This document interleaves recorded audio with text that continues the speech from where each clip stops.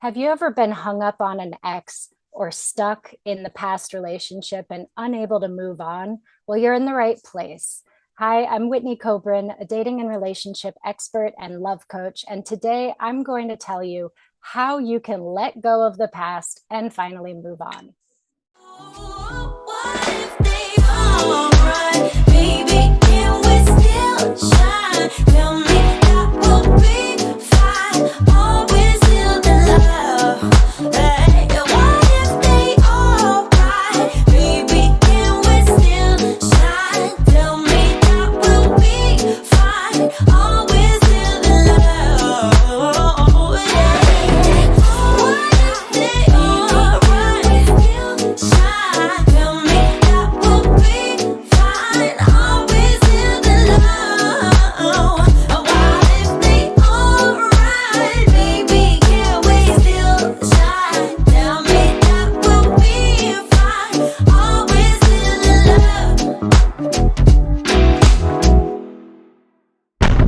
Oh, what if they all right? Hello, Baby, welcome, can welcome we back. still So, shine? today Tell we're me. going to be talking about how to let go and move on. And this is so important. Let's think about what will happen if you don't let go. If you don't let go, you can't move on. Maybe there wasn't a happy ending from what happened in the past, but you're going to be stuck in that unhappy ending rather than being able to close that loop and be able to move on and start a new story that could have a happy ending. And we're going to look at today why it's so hard to move on and what you can do about it to actually be able to move on. So, the first thing that I want to talk about is why it's so hard. And if you've ever seen this image, I know in my psychology textbooks it was always in there, but the iceberg, where there's a little tiny tip of iceberg above the water, but a big, huge iceberg underneath the water. Well, that is your mind. And the little tiny tip that is above the water is our conscious mind, what we are aware of, what our conscious decisions are. This is where you make goals and decisions about your life. But your subconscious, the big part that's under the water, you may not be aware of, but that is leading your life. So anytime that you feel this internal conflict of, I want to let go, but I can't, or I want to achieve this goal, but I can't, you know that your subconscious and your conscious mind are duking it out. So there is a battle happening between what one wants and what the other one wants. And our subconscious mind is programmed to keep us safe.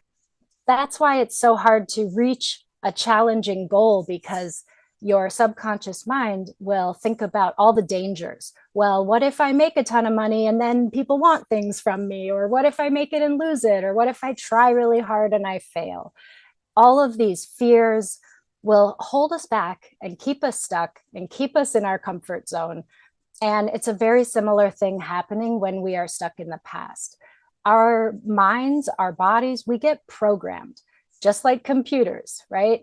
I don't know if you realize this, we have created computers in our image. We have a lot of the same defragmenting and processing.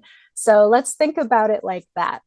When you were with that person or when you were experiencing that past event, it felt good. And you began to be programmed to want that thing, to need that, to enjoy that. Let's just assume it's a person. You're having a hard time getting over an ex. And so you're programmed by being around that person all the time that that's what you want, that is your everything. And then all of a sudden, let's say they're gone and it's over and you just can't move on. It's hard because deep down, you have these feelings that you want to stay attached, that there maybe there's hope of getting back together, that maybe this is the best you can ever do. And so the first step to being able to let go and move on is to acknowledge, what are your actual thoughts? What are you actually thinking about this? And you might have very contradictory thoughts of, I'm ready to move on and be with someone else, and I really miss this person and I wish we were still together. And just know that that's super normal to have these conflicting views. So, this is the first step.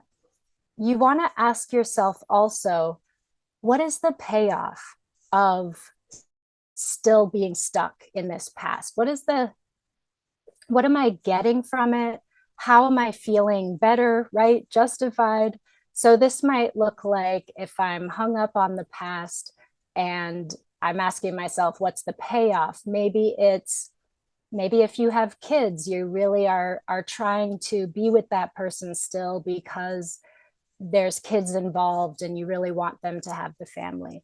Maybe you just have really positive memories, and now in your current life, you're not having those happy, positive memories. So you are still wanting what was in the past. Your payoff, it might be about being right. Maybe you made a decision a long time ago that that is your person, right? You committed to them, you're loyal, and you don't know how to break that commitment. It's just not something that we're taught to do. We're taught to make commitments and keep them. Granted, a lot of people are quite good at breaking their commitments, but some people really struggle with that. And so I want you to go through this process with a lot of compassion for yourself. Don't beat yourself up in this process. That is totally counterproductive.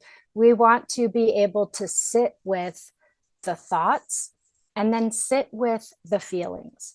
So when you are thinking about this, it might bring up uncomfortable thoughts, negative feelings. You might want to cry, you might get angry. But instead of just going around those or shoving them down or ignoring them or going and relying on your favorite coping mechanism, drinking, smoking, shopping, whatever it is, instead, you want to sit with that emotion. So, sitting with it means that you focus on it, you feel it, you let it give you all that feeling that you really kind of want to ignore. This is the first step, is just sitting with it. And then we can't just let go, right? If you've talked to other people and friends and family, they might just say, well, just let it go, move on, come on, let's go. And it's just not that simple. We need to process it. We need to get through this step. So after you are able to journal and write down all the thoughts around this thing, and then sit with the feelings that come up around that for a while, right? Maybe for some people in 5 minutes, they'll feel like they've been able to feel those feelings and process it. For other people, they could sit for an hour and maybe need some more time. It's a lot like meditation.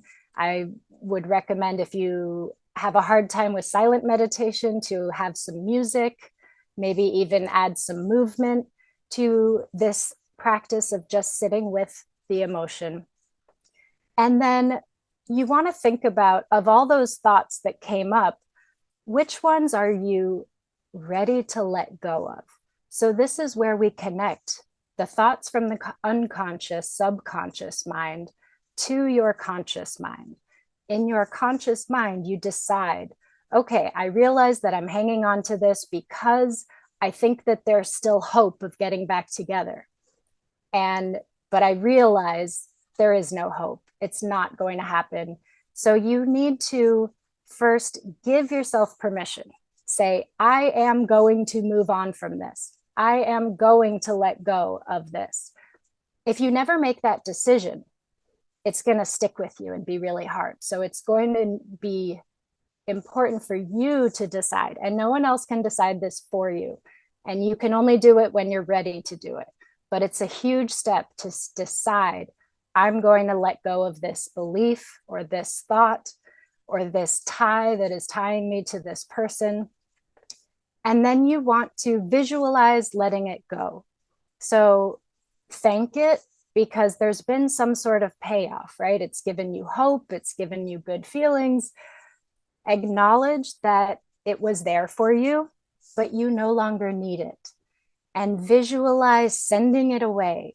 Maybe you put it in a hot air balloon and watch it float away. Maybe you drop it into the middle of the ocean, like in Titanic.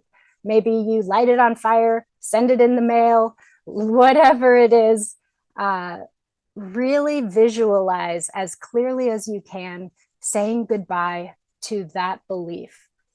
Another thing that you can do to make this more physical is to find an actual object that represents that person. Or maybe you just write on paper and let that paper represent this tie that's keeping you stuck and in the past, and then destroy it, rip it up. If you could safely, in a safe place, light it on fire, let it go. There's a symbolic gesture to this, but it really does help us align what we're conscious of and what we're not conscious of. So we want to acknowledge what the feelings and thoughts are that are keeping us tied to it.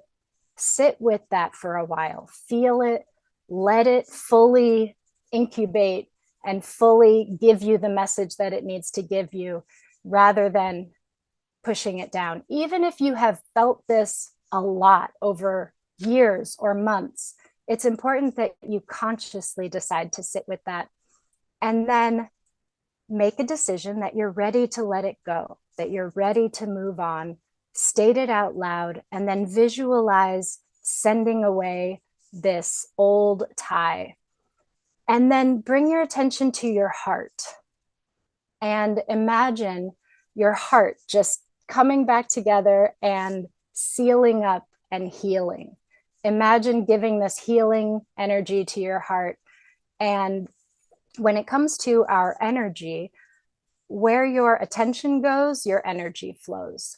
So just imagining and putting your attention on your heart will allow your energy to go to your heart space, and just giving yourself some soothing touch, holding yourself, giving yourself a hug can be very nurturing when you're going through this kind of difficult letting go process.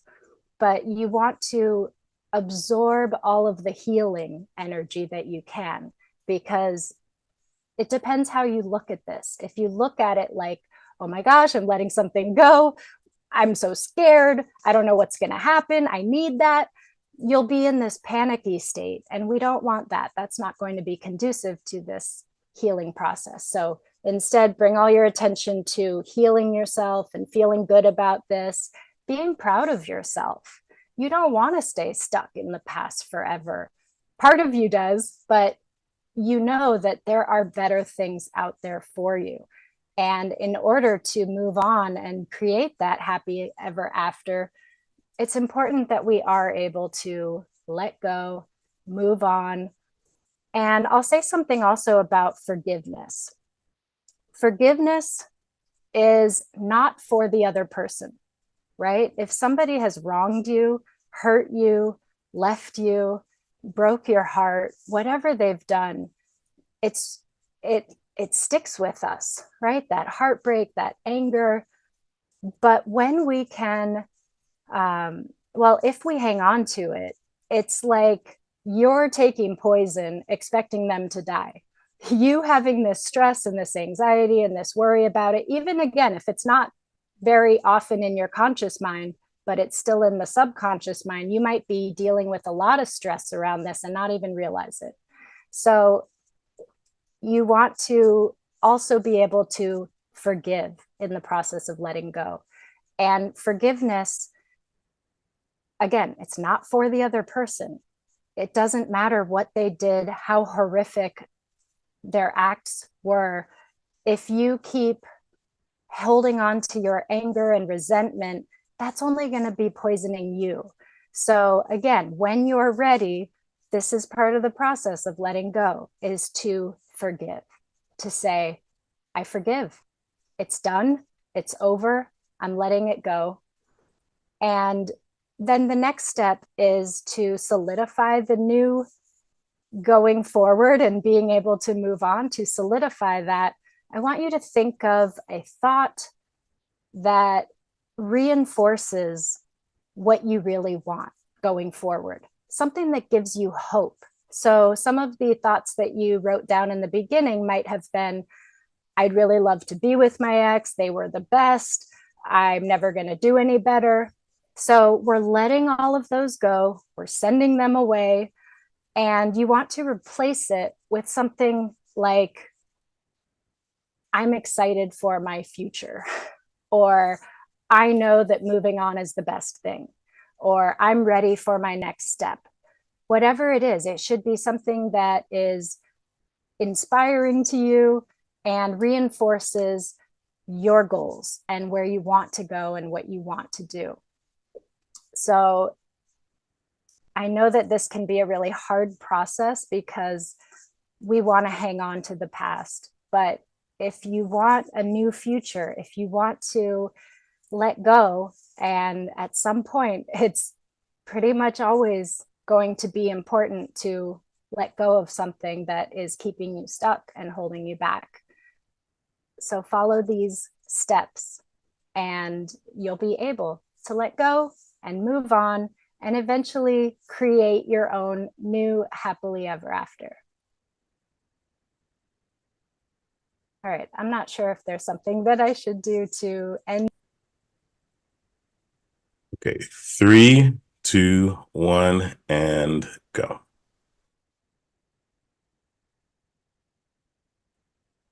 If you enjoyed the program today and got some benefit out of it, I would love to hear from you. You could reach me at my website, whitneykobrin.com. That's WHITNEYKOBRIN.com. And for ladies who are looking to improve their love life, their self-love, their dating, their relationship, I invite you to download my app. It's called Love Coach in My Pocket, and you can find it on Apple and you could find it on the iTunes Store and Google Play Store.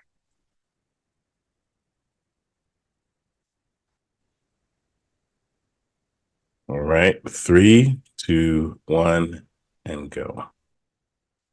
If you enjoyed this program and if you got something beneficial from it, I encourage you to follow the program and also reach out to me through my website, whitneykobrin.com. That's WHITNEYKOBRIN. And if you are a lady who is looking for love or looking to improve your self-love or turn your love life around in some way, please download my app. It's Love Coach in My Pocket, and there are courses and community and lots of resources for you there.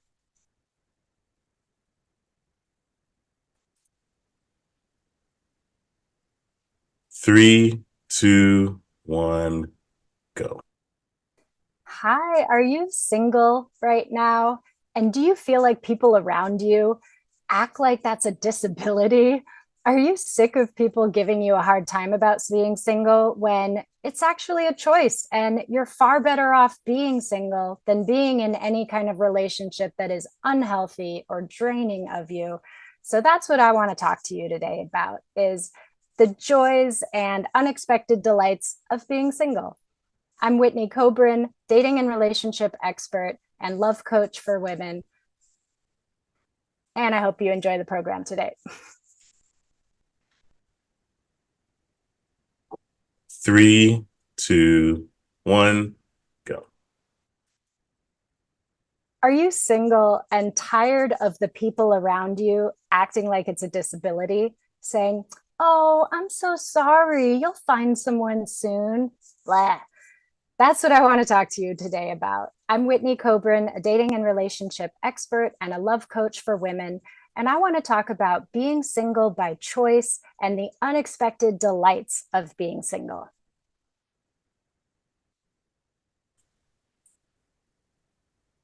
Three, two, one, and go.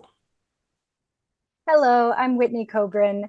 Thank you for being here today. And I'm a love coach. I worked as a matchmaker. I work with a matchmaking company. I am all about love, and I love love. And I love helping people find happy, healthy, amazing, lasting relationships, reinvigorate their relationships. But I want to talk about the opposite of that today and talk about being single, because I've talked to a lot of single people over these years doing what I do, and not one of them enjoys other people feeling pity on them or acting like something is wrong with them, or, oh, honey, you're just being too picky. Just settle for someone. Or, telling you that maybe you're trying too hard and you just need to relax and let it happen. I will tell you that your perfect partner is never going to just show up in your living room when you're Netflix and chilling by yourself. No, it doesn't just happen for everyone. It does take some effort. It does take some work, and I bet you've tried the dating apps and websites. You've gone on blind dates. You've worked on yourself and read all the self-help books. Maybe you've gone to therapy or counseling. And if you're still single, I just want to say there's nothing wrong with you, like, at all. Being single is not a bad thing. So I want to talk about some of the unexpected delights and good things. Number one is, if you have ever been in a relationship that is toxic or unhealthy or not fun, then you know that it's far better to be single than to be in a relationship like that. And so I know there's a lot of people out there that would just rather be with somebody than be alone. And they're putting up with a lot, and they're suffering, and they're holding things in. And so when you're single, you don't have to deal with that. You don't have to deal with that toxic energy. You are free to make your own decisions. Um, and if you are single and just taking a break, right? Because there's different ways of being single. One is maybe you're single, but you are actually seeing people and dating people. You're just not in a relationship yet. And that could be really fun. I love that phase. And I know it gets a bad rep because dating is complicated these days. And there are catfishers and ghosters and the guy on the oil rig that says that he needs money for his son, and these scammers. And yeah, I've seen it all. I know that it's not fun, and people can really burn out on that. So if you are somebody that's been single and you've tried dating and you put it all out there and it just got overwhelming and tiresome and felt like you were spinning your wheels, swiping and texting, and nothing's really leading anywhere, you are not alone. I feel you, I see you, and this is happening a lot nowadays. And so when that happens, it's not a good approach to just power through it and just keep grinding, right? I think we're all kind of waking up to this concept that hustle culture and pushing ourselves no matter what can really harm our well-being and even our physical health. So we need to be in balance. So that means maybe you let up off of the dating apps and take a break and use that time for yourself, whether that means starting a new workout routine or starting a social activity, right? There are so many options.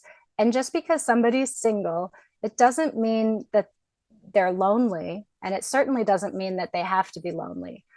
You have friends and family, most likely. If not, there are so many ways now to meet new friends, to just find things online, find events through Facebook events or Meetup or Eventbrite, and go out and meet some people and hang out with people. And you don't have to feel lonely being single.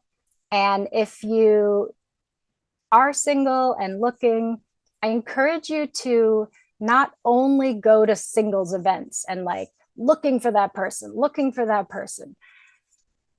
Be open to making friends. I know when I met my late husband, it was because I had made some new friends on Meetup, and then I started hanging out with them, and then they invited me to their friend's party, and then I met more people there, and it just kind of happened as this chain of events. And so when you're too focused on one singular outcome, like I'm going to this speed dating event and I want to find my partner, then if that doesn't work out, you could end up really disappointed. So we want to take the pressure off, keep it kind of casual, allow yourself to be relaxed and be yourself, be authentic, be true to yourself and how you're feeling, and enjoy it. Enjoy yourself. It's like when someone really wants a baby, it's worth enjoying the time before the baby, because that's going to change a lot when all of a sudden you don't have time to yourself very often. So while you're single, I encourage you not to look at it as a bad thing and feel lonely, and definitely don't get lost in your head with, the downward spiral of, I must not be lovable, I must not be good enough, it's never going to happen for me. None of that is helpful, and I hope you don't do that. And I hope that if that starts to come out, that you have some sort of tools or practice like self-compassion or meditation or embodiment or movement or something where you can get yourself back into out of that negative spiral. That said, it is very normal to have that yearning for a partner. So if you're capable of having, you know, both of these thoughts in your mind at one time that may be contradictory, that can make you feel very whole and at peace to say, I am content with myself single, and I do want a partner. They could coexist, but it doesn't mean that you're going to be working really hard and desperately chasing after finding a partner. Sometimes when we try too hard, it could be like in baseball, if you hold the bat too tight, you can't hit it properly. Or if you catch a butterfly, right? If you hold it too tightly, you could crush it. So there's always this sweet spot, this balance of being open to the new experiences and wanting to invite a partner in, making eye contact with people, giving your number out if somebody seems interesting. We want to be able to do that and balance it out with not feeling like there's too much pressure and too much demand on that. And it's great when you can use that time to not just improve yourself, because I kind of I'm in the self-improvement field, but I have this belief that if we're always trying to be better, if we're trying to change who we are, then that could become a negative influence in our life also. So it's not just about, I'm going to work on myself and I'm going to become a better person so that I attract a better person. I mean, there is truth to that, yes. But really what it's about is you're not becoming something different. You're actually shedding all of the things that are holding you back so that you can truly be yourself and truly shine. And that, in my opinion, is the goal of self-improvement, is to really be your best self, to be your most authentic self, to be able to release and get past our fears that keep us playing small and stuck in our comfort zone and afraid to, go talk to the cute person over there in the corner of the room. We want to let go of the fear, the self-consciousness, the insecurities. When we let go of those things, that's how you become a better person. That's how you improve yourself, because you can just be more agile in your world, more dynamic, able to go with the flow and run with the punches. And when you are called to show up or to be your best self, that you're less shut down or less encumbered. That's a great thing that can come from being single. So pay attention to that and ask yourself, if you are single, Are you going about it like, oh man, yeah, I'm single, kind of deflating, want? Or are you like, yeah, I'm single and I'm using this time to enjoy what I like and explore what I like and be my best self? And that is such a magical place to be. And it does help you to attract a partner who's going to be, on that level with you.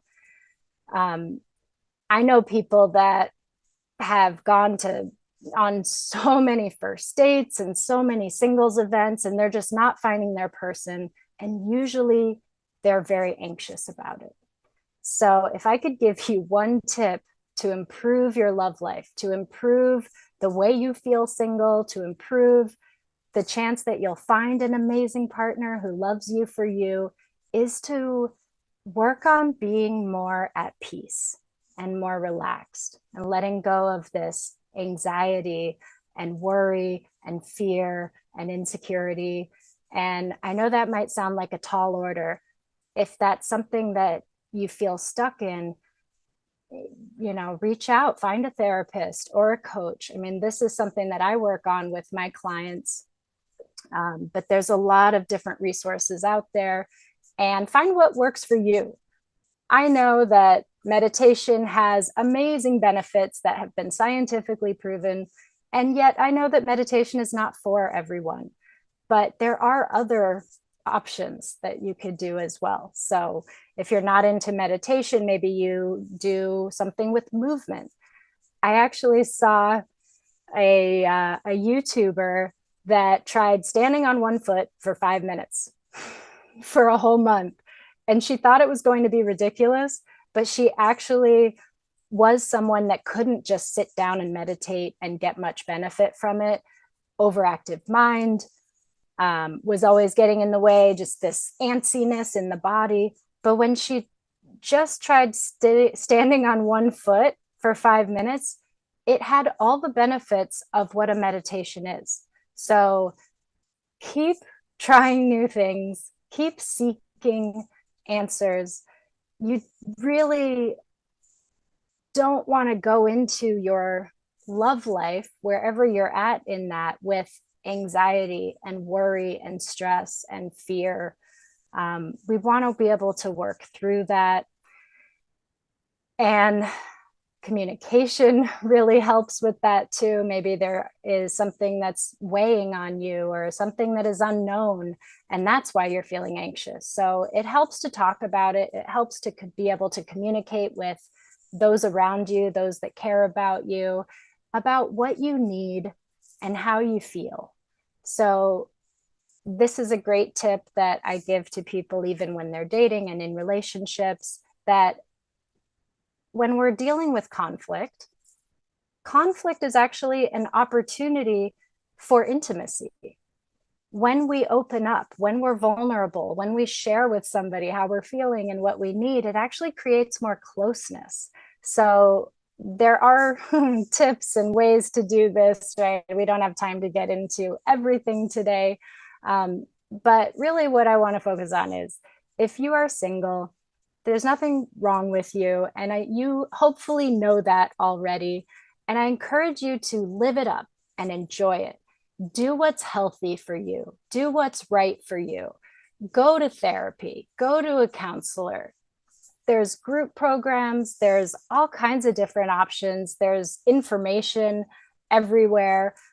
Sometimes just getting the information isn't enough, right? How many times have you signed up for an online course or a free guide and then you don't even look at it? So that's why sometimes it is good to have a therapist or a coach that will actually meet with you and make sure that you're learning the things and practicing the things and implementing it into your life, right? Someone told me recently that no one hires a coach for information.